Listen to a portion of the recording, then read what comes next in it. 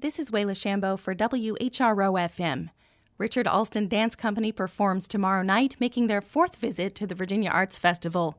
The program features the new work, Arrived, Alston's latest creation, which was commissioned through the Virginia Arts Festival's partnership with the 2019 Commemoration, American Evolution.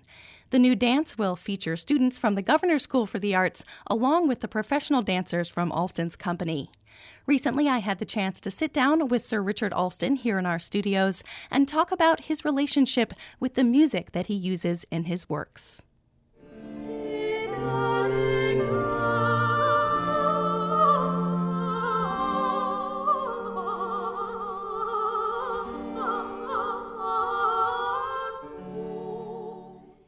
So which comes first, the music or the dance for you? Music. Music, it's music that makes me want to make a dance.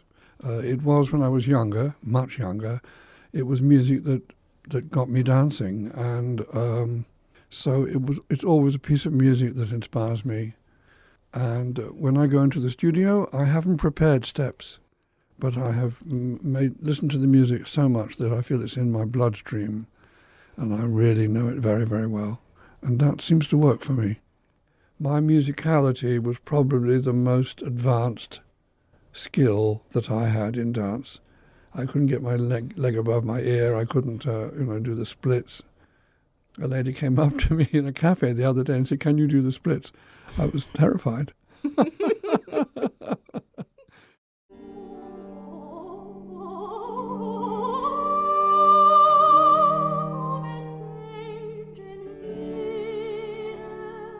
So this time, the new piece I'm making is to the Italian composer Monteverdi.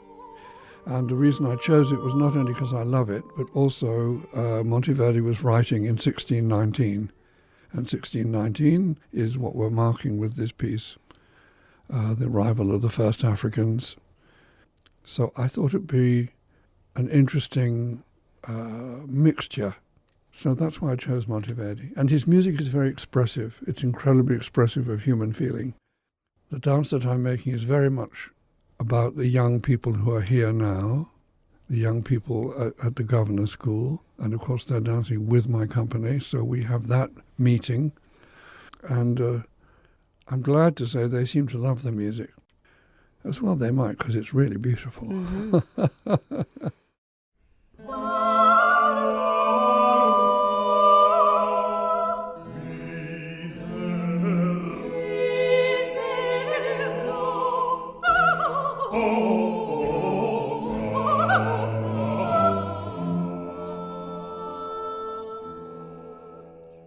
What's it been like working with the students at the Governor's School? Oh, they're terrific. They're terrific. It's a very, very focused school, and I'm very impressed by it. It's like a smaller and not quite so scary version of Juilliard. But you can hear really good music playing coming out of the studios there. And these young people have chosen to go there, and they're committed. So that it's really easy to work with them. And they're very talented, and I always find that I think young talent has a special place for me. I find it very exciting to see. They're the people who arrive. That's why I've chosen 20, because they were somewhere around 20. And they find themselves, and I presume they didn't even know where they were. They had no idea where they were. So it's that strangeness of arriving somewhere and of gradually becoming a part of the community. And as the dance goes on, they begin to dance more, and my company, as it were, reach out to them. I had to be careful, and I feel that I could easily speak with presumption. I'm come all the way from England, but there's no question about it. There have been problems are not over, but there have been huge steps, and the African American community has achieved so much.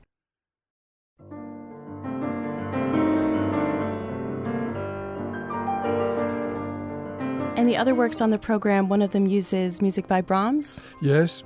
This is a piece that I made last autumn, Brahms' Hungarian Dances, and we've brought Jason Ridgway with us so he can play them on stage.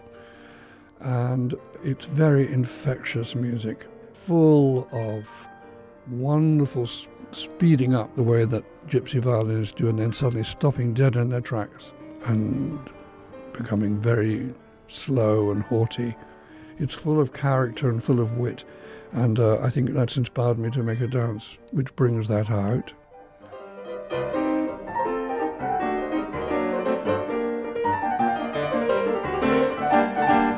I love the interaction between my dancers and Jason at the piano on stage. He has to watch them, and when he's not playing something fiendishly difficult, he can actually see what they're doing and go with them. And he plays differently every night, and so the dancers have to be musical in a very flexible sense.